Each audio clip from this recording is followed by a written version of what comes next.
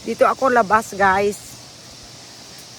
Ano ako sa yung tanim ko di, meron akong tanim na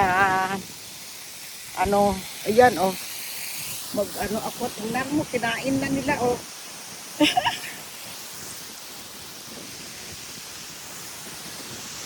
kukunti na lang naiwan. Mahangin sa labas. Lakas ng hangin. Lakas ng hangin dito sa labas. Yun yung lake. Yun yung lake yung bahay namin. Ayan yung bahay. Malakas ang hangin. Ayan yung bahay ni Jim doon. Kaya wala na. Kinain na ng yung tanim ko dito.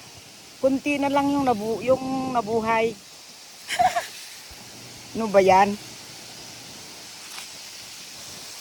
Maganda mabuhay dito, puro yung mga ibon ang naririnig mo. At saka walang magulo, peaceful. Pero mahirap ang wifi, puro data gamit ko. Mahirap. Ayan yung CR na yung CR na labas, yung dirty toilet. Ayan, pero hindi naman dirty as in.